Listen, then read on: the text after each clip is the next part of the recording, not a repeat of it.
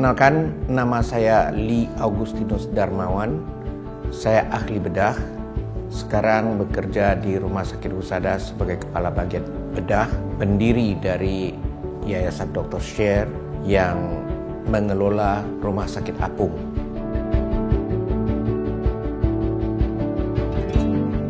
Dan saya memutuskan untuk lebih banyak pergi ke daerah-daerah untuk memberikan bantuan kepada mereka yang membutuhkan. Secara berkala kami terbang ke daerah-daerah terpencil, terluar, dan infrastrukturnya benar-benar tidak ada.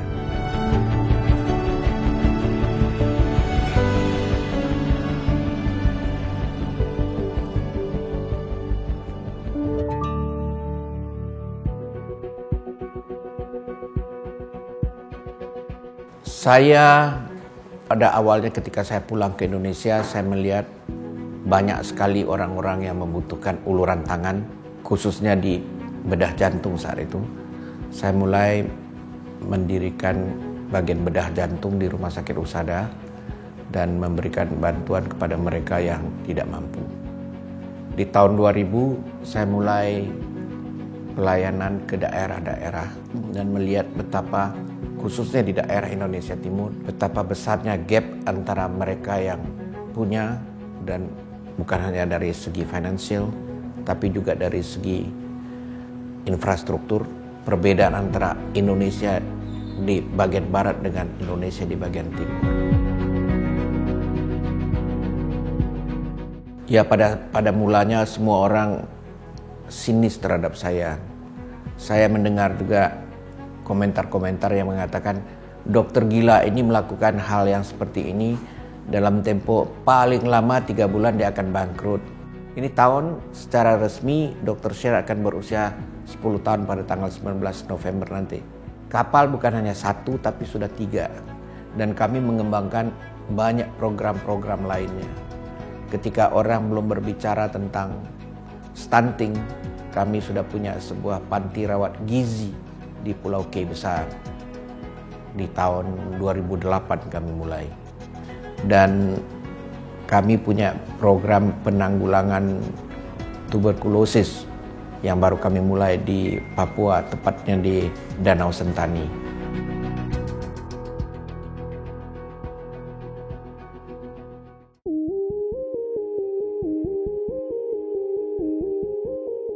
Nama saya Wahyono Handoko. Saya di sini sebagai kapten kapal RSA Dr. Lee Darmawan.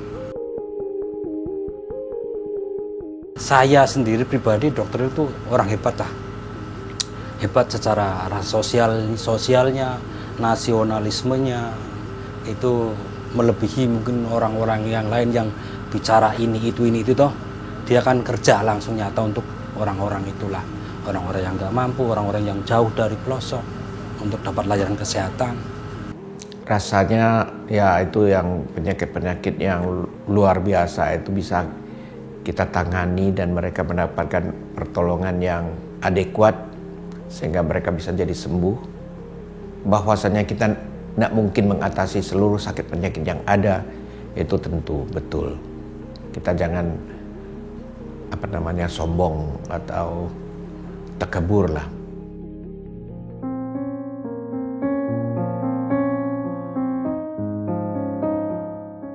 Saya anak keempat dari 8 bersaudara pada awalnya. Adik saya 1 meninggal, jadi kami tinggal ber-7. Ayah saya itu office boy. Ibu saya adalah seorang ibu rumah tangga yang tidak punya profesi apa-apa. Ayah saya meninggal tahun 1956, jadi pada saat saya kira-kira berumur 10 tahun. Dan ibu yang harus mengambil alih segala-galanya untuk memberikan kami kehidupan dan menyekolahkan kami anak yang 7 ini. Ibu saya mencuci pakaian tetangga-tetangga dan anak-anak sekolah yang mau mencucikan pakaiannya.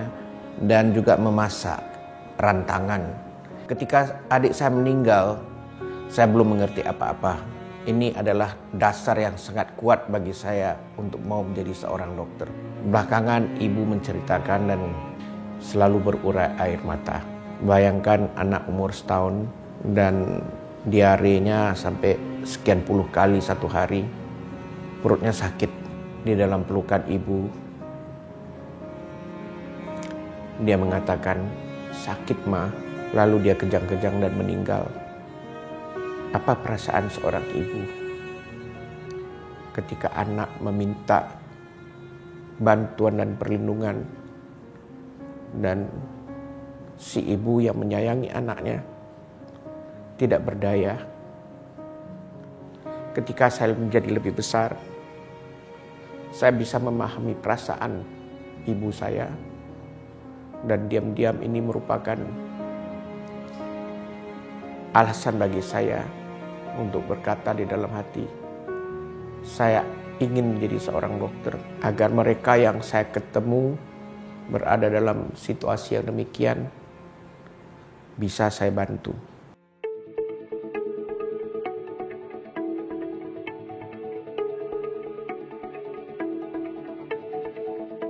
Nasihat yang diberikan kepada anak-anak zaman now ini, sekolah yang benar, mencari atau menggapai cita-cita sesuai dengan keinginan masing-masing. Seorang yang sekolah kedokteran, jadilah seorang dokter yang baik. Dalam pengertian dokter yang baik itu adalah dokter yang mengayomi keluarganya dan menjadikan pasien itu sebagai tujuan hidupnya untuk dipenuhi kebutuhan mereka.